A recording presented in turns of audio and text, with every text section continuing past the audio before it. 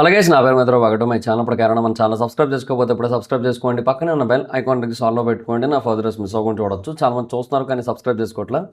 So please try to subscribe and click the bell icon also. ఒకసారి ఊహించుకోండి, ఒక 15 ఏళ్ళ అమ్మాయి, ఒక 10th క్లాస్ స్టూడెంట్ 3 రోజుల క్రితం ఒక రాష్ట్ర ముఖ్యమంత్రి పక్కన కూర్చొని ఒక అవార్డు లాగా తీసుకుంటూ, అంటే లైక్ మాట్లాడుతూ, ఒక అవార్డు తీసుకోవాలని కోరుకుంటున్నాను, షైనింగ్ స్టార్ అవార్డు తీసుకోవాలనుకుంటున్నాను, దానికోసం అనుకున్నవన్నీ సాధించాలనుకుంటున్నానని చెప్పి చాలా చాలా బెస్ట్ స్టూడెంట్ అయ్యే అవకాశాలు ఉన్నాయని చెప్పి చాలామందికి అనిపించేలా చేసి, చాలామందికి తన గురించి తెలిసేలా చేసి, అంతా జరిగి జస్ట్ 3 డేస్ తర్వాత తను వాళ్ళ అమ్మమ్మ వాళ్ళ ఇంట్లో ఆత్మహత్య చేసుకొని చనిపోతే ఎలా ఉంటుంది? చాలా బెటర్ స్టూడెంట్ అని చెప్పి చాలా స్పష్టంగా అర్థమవుతుంది, చాలా బ్రైట్ స్టూడెంట్ అని చెప్పి చాలా స్పష్టంగా అర్థమైపోతుంది, అంటే ఒక డిసిప్లిన్ ఉంది అని చెప్పి కూడా స్పష్టంగా అర్థమవుతుంది తను మాట్లాడిన దాన్ని బట్టి. ఇన్ని ఉన్న ఒక అమ్మాయి, ఒక 10th క్లాస్ స్టూడెంట్ ఎందుకు 15 ఏళ్ల వయసులో ఆత్మహత్య చేసుకొని చనిపోవాల్సి వచ్చింది? సో అది ఒక మిస్టరీగా మిగిలిపోయింది. సో అసలు ఏం జరిగింది ఏంటనేది కొంచెం డీటెయిల్గా తెలుసుకునే ప్రయత్నం అయితే చేద్దాం. సో బేసిక్గా చంద్రబాబు నాయుడు గారు రీసెంట్గా ఒక పేరెంట్ టీచర్ మీటింగ్ ఒకటి, మెగా పేరెంట్ టీచర్ మీటింగ్ ఒకటి కండక్ట్ చేసినప్పుడు, సో అందులో భాగంగా చాలామంది విద్యార్థినులు వీళ్ళందరితో కూడా ఇంటరాక్ట్ అయినప్పుడు ఒక అమ్మాయి ఉంది, క్లాస్ 10 స్టూడెంట్, తన పేరు ముర్రం శివాని. అమ్మాయి బేసిక్గా రంపచోడవరంలోని గవర్నమెంట్ జిల్లా పరిషత్ హై స్కూల్లో స్టూడెంట్ అనమాట. సో రీసెంట్గా రంపచోడవరం వెళ్ళారు. సో అక్కడ విద్యార్థులందరితో కూడా మాట్లాడుతున్న టైంలో ఆ అమ్మాయి కూడా మాట్లాడింది. సో ఆ మీటింగ్లో పార్టిసిపేట్ చేసినప్పుడు ఆమె అక్కడ మాట్లాడుతూ, అంటే చీఫ్ మినిస్టర్ చంద్రబాబు నాయుడు గారు and education minister Nara Lokesh వీళ్ళిద్దరి ముందు మాట్లాడుతూ, ఒక షైనింగ్ స్టార్ అవార్డు విన్నర్గా ఉండాలనుకుంటున్నాను అని, అంతేకాకుండా బాగా పేరు తెచ్చుకోవాలనుకుంటున్నాను, ఇలా చాలా మంచి మాటలు చెప్పింది. సో తన మాటలు నచ్చి చంద్రబాబు నాయుడు గారు కూడా తన పక్కన కూర్చోబెట్టుకొని తనతో మాట్లాడి, అండ్ ఆ తర్వాత విద్యార్థులందరితో పాటు భోజనం అయితే చేశారు. సో ఆ అమ్మాయి 3 రోజుల తర్వాత వాళ్ళ అమ్మమ్మ ఇంటిలో ఆత్మహత్య చేసుకొని చనిపోయింది. రంపచోడవరంలోనే ఇర్లపల్లి అని ఒక గ్రామం ఉంది. ఆ గ్రామంలో వాళ్ళ అమ్మమ్మ వాళ్ళ ఇంటికి వెళ్ళింది. అక్కడ ఆత్మహత్య చేసుకొని చనిపోయి కనిపించింది అనమాట. సో అసలు ఇనీషియల్గా పోలీసులకు మోటివ్ ఏమి అర్థం కాలేదు. అంటే ఏదో ఒక మోటివ్ అయితే ఉండాలి కదా. సో ఏ మోటివ్ లేకుండా ఎవరు ఆత్మహత్య చేసుకొని చనిపోరు. సో ఎందువల్ల చనిపోయింది అనేది పోలీసులకు ఎవరికి అర్థం కాలేదు. సో దాని గురించి విచారణ అయితే చేపడదాం అనుకునే టైంకి వాళ్ళకు ఒక నోట్ దొరికింది, ఒక హ్యాండ్ రిటన్ నోట్ అయితే దొరికింది. సో తెలుగులోనే కానీ ఇంగ్లీష్ అక్షరాల్లో, సో అమ్మ అంటే AMMA అలా రాసిన ఒక లెటర్ అయితే ఉందన్నమాట. సో ఆ లెటర్లో బేసిక్గా చాలా డీటెయిల్స్ అయితే ఉన్నాయి. సో అందులో ఏంటంటే తను తన పేరెంట్స్కి సారీ చెప్తోంది. సో తను బేసిక్గా చాలా కష్టపడి తన డ్రీమ్స్ అన్నింటినీ కూడా నెరవేర్చుకోవాలని అనుకుందంట. కానీ తనకి బ్రతకడానికి చాలా కష్టంగా ఉందంట. అంత చిన్న వయసులో బ్రతకడానికి కష్టంగా ఏమనిపించిందో అసలు ఏం అర్థం కావట్లా. 15 ఏళ్ల వయసు అబ్బా, 10th క్లాస్ స్టూడెంట్. సో ఆ వయసులో ఏంటి అంత కష్టంగా అనిపించిన విషయం నాకు అర్థం కాలేదు.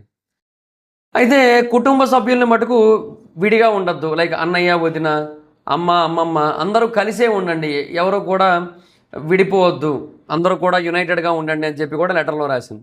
సో ఫ్యామిలీస్ మధ్య ఏమైనా గొడవలు జరుగుతున్నాయా అన్న ఒక క్వశ్చన్ మార్క్ కూడా ఉంది.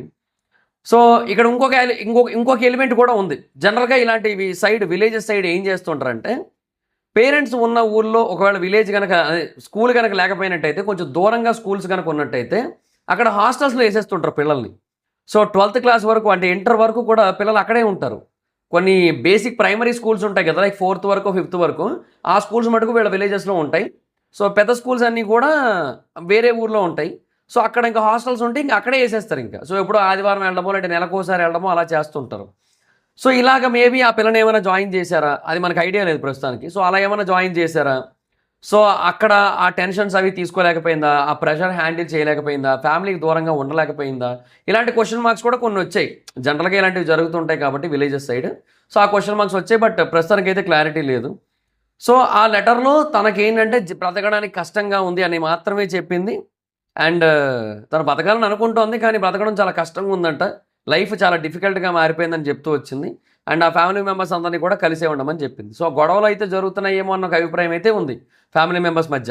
సో అవి ఏమైనా ఈ పిల్లని డిస్టర్బ్ చేసాయా, తిన మెంటల్ హెల్త్ని ఏమైనా ఎఫెక్ట్ చేసాయా అన్న పాయింట్ కూడా ఉంది. సో అథారిటీస్కి మోటివ్ ఏంటో అర్థం కాలేదు. చంద్రబాబు నాయుడు గారు బేసిక్గా ఒక రకమైన షాక్ని ఎక్స్ప్రెస్ చేశారు. ఎందుకంటే 3 రోజుల క్రితం తనతో మాట్లాడిన ఒక అమ్మాయి, ఒక పాప తన పక్కన కూర్చుంది, మాట్లాడింది, అన్నీ జరిగాయి. సో అలాంటి ఒక పాప 3 రోజుల తర్వాత ఆత్మహత్య చేసుకొని చనిపోయింది అంటే నిజంగా ఎవరికైనా షాకే. అది అది రాష్ట్ర ముఖ్యమంత్రి అయితే ఏముంది, వాళ్ళ తల్లిదండ్రులు అయితే ఏముంది, వాళ్ళ టీచర్లు అయితే ఏముంది, ఫ్రెండ్స్ అయితే ఏముంది, క్లాస్మేట్స్ అయితే ఏముంది, ఎవరైతే ఏముంది. 3 రోజుల క్రితం వరకు అంత బాగా మాట్లాడిన ఒక అమ్మాయి, 3 రోజుల క్రితం లైఫ్ మీద అంత క్లారిటీ ఉన్న అమ్మాయి, 3 రోజుల క్రితం లైఫ్‌లో అంత సాధించాలనుకున్న అమ్మాయి, 3 రోజుల తర్వాత ఎందుకు అలాంటి ఒక పొజిషన్‌కి వస్తది? సో, అదొక క్వెషన్ మార్క్ అనమాట. సో, అందరికీ కూడా. సో, అందుకని పోలీసులు కూడా ఇమ్మీడియేట్‌గా ఆహ్, దీని గురించి విచారణ అయితే చేపట్టాలని చెప్పి, ఎంక్వైరీ చేయాలని చెప్పి చంద్రబాబు నాయుడు గారైతే వాళ్ళందరినీ ఆదేశించారు. పబ్లిక్ స్టేట్మెంట్‌లో కూడా ఆయన శివాని యొక్క ఎంథూసియాజం, యాస్పిరేషన్స్ వీటన్నిటి గురించి చెప్పారు. సో, తన యొక్క మరణం అనేది హార్ట్ బ్రేకింగ్ ఉందని చెప్పి కూడా చెప్పారనమాట. సో, ఎవరైతే స్టూడెంట్స్ ఎమోషనల్ డిస్ట్రెస్‌లో ఉన్నారు. ఇప్పుడు ఈ అమ్మాయి కూడా ఎమోషనల్ డిస్ట్రెస్ కారణంగానే చనిపోయి ఉండొచ్చని చెప్పి అభిప్రాయపడుతున్నారు. ఆత్మహత్య చేసుకోవడానికి అది తప్పించి ఇంకొక మోటివ్ అయితే ఏం కనబట్లేదు ఇక్కడ. సో, ఎవరైతే ఇట్లా పిల్లలు ఫీల్ అవుతున్నారో వాళ్ళు వాళ్ళ ఫ్యామిలీ మెంబర్స్ నుంచి, ఫ్రెండ్స్ నుంచి, ఇష్టమైన వాళ్ళ నుంచి సొల్యూషన్ అడిగి తీసుకోండి. వాళ్ళతో మాట్లాడండి. వాళ్ళతో డిస్కస్ చేయండి. మీ ప్రాబ్లమ్ ఏంటో వాళ్ళకి చెప్పండి. వాళ్ళు ఏదైనా సొల్యూషన్ చెప్తారు కదా! సో, వాటి నుంచి బయటికి రావడానికి ట్రై చేయండి. సో, ఎమోషనల్ డిస్ట్రెస్ కారణంగా మీరు మీ లైఫ్‌ని ఎండ్ చేసుకోవచ్చు. బంగారం లాంటి భవిష్యత్తు ఉంటది మీకు. దాన్ని ఎందుకు నాశనం చేసుకుంటున్నారు? అలా వద్దు అని చెప్పి కూడా చాలామంది అట్లా అంటే ఆయన చెప్పారనమాట. సో, చాలామంది కూడా ఇదే అభిప్రాయపడుతున్నారు. ఇంకొక ఎలిమెంట్ కూడా ఉంది యాక్చువల్‌గా. అదేంటంటే మేబీ అంటే ఎట్లా చెప్పాలో అది అంటే ఒక పాయింట్ ఉంది. But I'm not sure. అది అలా ఉండొచ్చు, ఉండకపోవచ్చు, అలా జరగచ్చు, జరగకపోవచ్చు. అంటే 15 ఏళ్ళు కదా ఆల్రెడీ. సో, ఇంకొక 2 ఏళ్లలో ఒకవేళ అంటే ఈ ఇంటర్ అది పూర్తయిపోయినట్టయితే 18 ఏళ్ళు అట్లా నిండినట్టయితే పెళ్లి చేసేద్దామని ఏమైనా ఆలోచనలో ఉన్నారా పేరెంట్స్? ఆ అమ్మాయికేమో చాలా సాధించాలని ఉంది. చాలా ముందుకెళ్ళాలని ఉంది. భవిష్యత్తు గురించి చాలా కోరికలున్నాయి. చాలా ఆశలున్నాయి. కలలున్నాయి. కానీ త్వరగా పెళ్లి చేసేద్దాం అని చెప్పి పేరెంట్స్ ఏమైనా అనుకుంటున్నారా? అన్న ఒక ఎలిమెంట్ కూడా ఒక పాయింట్ లాగా డిస్కషన్‌కి వచ్చింది. But nobody are sure. ఎవరికీ తెలీదు దాని గురించి. సో, అది తట్టుకోలేక ఏమన్నా తను అలా డెసిషన్ తీసుకుందా అన్న ఒక పాయింట్ కూడా ఉంది. సో, అంటే మేబీ ఇట్లా చంద్రబాబు నాయుడు గారితో అలా మాట్లాడిన తర్వాత నీకెందుకు అవన్నీ? సో, మంచిగా ఒక ఇంటర్ దాకా చదువుకొని ఆ తర్వాత పెళ్లి చేసుకొని వెళ్ళిపోక ఇట్లా మాట్లాడిన వాళ్ళు కూడా ఉంటారు కదా! సో, అది ఏమైనా తీసుకోలేకపోయిందా తను? ఎందుకంటే ఇంకొక ఇన్సిడెంట్ జరిగింది. 440కి 434 మార్కులు వస్తే ఒక అబ్బాయికి టీచర్ బేసిక్‌గా తక్కువ చేసి సెకండ్ ప్లేస్ వచ్చాడు. నువ్వు ఫస్ట్ రాలేదని చెప్పి ఎగతాళి చేసి తక్కువ చేసి మాట్లాడిందంట. అది ఈడు కొంచెం సీరియస్‌గా 434 వచ్చాయి నాకు అదేం తక్కువేం కాదు అదని మాట్లాడితే వాడు ఇంకొంచెం ఎక్కువ సెటైరికల్‌గా మాట్లాడి కొట్టిందంట. ఆ బాధతో ఎళ్లి ఆత్మహత్య చేసుకొని చచ్చిపోయాడు ఆ అబ్బాయి. సో, ఇలా చిన్న చిన్న విషయాలు టీచర్స్ ఏమనుకుంటారంటే ఏం కాదులే మనం నార్మల్‌గా మాట్లాడుతున్నాం అంతే కదా! మనకున్న ఒక అజమాయిషీతో మాట్లాడుతున్నాం అంతే కదా అనుకుంటారు. అలాగే ఇంటి చుట్టుపక్కలోళ్ళు గాని వీళ్ళందరూ కూడా ఇట్లా మనకొక ఏమంటారు మనకున్న కమాండు, మనకున్న వయసు వాటితో మనం మాట్లాడేస్తున్నాం అంతే కదా! సో, వాళ్ళు కూడా తీసుకుంటారు ఎవరి కోసం తీసుకోరు అన్న ఒక ఎలిమెంట్‌లో ఉంటారు చాలామంది. కానీ కొంతమంది తీసుకోలేరు. సో, అది ఇక్కడ మేబీ అలా కూడా జరిగుండొచ్చు అన్న పాయింట్ కూడా ఉంది కదా మరిక్కడ. అట్లా అనమాట. సో, బేసిక్‌గా అందుకే కొన్ని హెల్ప్ లైన్ నంబర్స్‌ని కూడా మెన్షన్ చేశారు. సో, అంటే 100 రేవల ఫౌండేషన్ అని చెప్పి ఒకటుంది. అది అంటే మెంటల్ హెల్త్ కోసం అనమాట. సో, దాని నెంబర్ ఒకటి ఇచ్చారు. 9999666555 అంటే 4 9స్ 3 6లు 3 5లు అలా అనమాట. తర్వాత ఒక ల్యాండ్‌లైన్ నెంబర్ కూడా ఇచ్చారు నేషనల్ వైడ్‌గా TISS ఐకాల్‌ది. సో, 022255211111. సో, ఇది సండే ఉండదు. మండే నుంచి సాటర్డే దాకా మార్నింగ్ 8 నుంచి నైట్ 10 దాకా ఉంటుంది. సో, మీకు తెలిసిన వాళ్ళకి ఎవరికైనా సరే ఇట్లా ఒక మెంటల్ హెల్త్ స్పెషలిస్ట్ కావాలి. సో, వాళ్ళకి ఏంటంటే కొంచెం మెంటల్ హెల్త్ ఇష్యూస్‌తో బాధపడుతున్నారు. ఎమోషనల్ స్ట్రెస్‌తో బాధపడుతున్నారు. వాళ్ళు ఏదో చేసుకునే అవకాశాలు ఉన్నాయని మీకు అనిపించింది అనుకోండి. అప్పుడు ఈ నెంబర్‌లో కాల్ చేసి వాళ్ళ గురించి చెప్పడానికి ట్రై చేయండి. లేదా అట్‌లీస్ట్ ఒక మెయిల్ చేయండి. help@100రేవల ఫౌండేషన్. 100 రేవల స్పెల్లింగ్ వచ్చి VANDREVALA ఫౌండేషన్.com. సో, అది help@100 రేవల ఫౌండేషన్. సో, అలా అనమాట. సో, ఇవన్నీ అంటే మీరు మీ చుట్టూ ఉన్న వాళ్ళని కూడా వీలైతే మోటివేట్ చేయడానికి ట్రై చేయండి. ఇంక మనం అంతకంటే చేయగలిగేది ఏముంది? సో, నేనైతే ఒకటే చెప్తా. ఈ వీడియో ఎవరైనా స్టూడెంట్స్ కనుక చూస్తున్నట్టయితే లైఫ్‌లో తక్కువ మార్కులు వస్తే లైఫ్ ఎండ్ అయిపోయినట్టు కాదు. ఎవరైనా ఏదైనా అంటే మీ లైఫ్ ఎండ్ అయిపోయినట్టు కాదు. ఎవరైనా ఒకరు డిసైడ్ చేసినా మీ లైఫ్ ఎండ్ అయిపోయినట్టు కాదు. యాసిడ్ పడిపోయి మొహమంతా కాలిపోయిన ఎంతోమంది ఎంతో అద్భుతంగా జీవితాలను కొనసాగిస్తున్నారు. ఎన్నో దారుణమైన పరిస్థితుల మధ్య బ్రతికి మానభంగాలకు గురైన వాళ్ళు కూడా చాలా సంతోషంగా జీవిస్తున్నారు. యాక్సిడెంట్లు అయ్యి కాళ్ళు చేతులు విరిగిపోయిన అబ్బాయిలు కానీ అమ్మాయిలు కానీ ఎన్నో సాధిస్తున్నారు. చాలా ఉంటున్నాయి. ఏదో ఒకటి జరిగితే అక్కడతో మన జీవితం ఆగిపోయినట్టు కాదు. అది చాలామందికి అర్థం కావాల్సి ఉంది. సో అంటే ఇక్కడ ఇక్కడ ఏం జరిగిందో కూడా మనకు తెలియట్లేదు కానీ జనరల్గా చెప్తున్నాను నేను. సో ఏదైనా ఎమోషనల్ డిస్ట్రెస్ అనేది వచ్చినా అంటే ఏదైనా మన ఇంట్లో ఏదైనా సమస్యలు ఉండొచ్చు, ఆ సమస్యలు మన ప్రాణాల మీదకి తెచ్చేలా ఉండకూడదు. అర్థమైందా? సో చాలామందికి చాలా సమస్యలు వస్తాయి. కొంతమందికి తల్లిదండ్రులు విడిపోవచ్చు, కొంతమందికి చనిపోవచ్చు, ఏదైనా జరగచ్చు.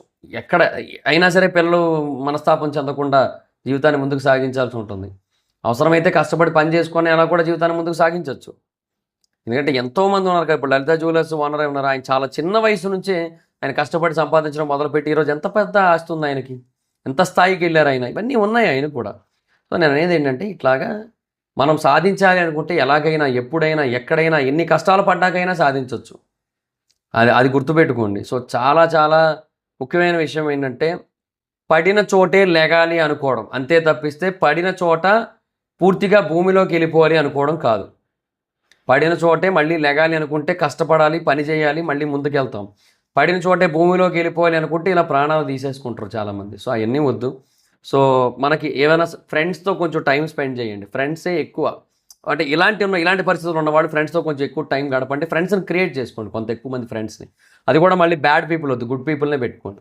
సో ఇట్లా అనమాట. సో రకరకాల డీవియేషన్స్ పెట్టుకోండి. ఏదైనా ఆర్ట్స్ నేర్చుకోండి, డ్రాయింగో లేదంటే స్పోర్ట్సో వాటెవర్ ఇట్ ఈస్ మొత్తానికి, లేదంటే పెయింటింగో, లేదంటే ఏదైనా ఒక డ్రెస్సులో లైక్ ఏదైనా ఒక డిజైనింగో ఏదైనా ఒకటి చేయడానికి ట్రై చేయండి.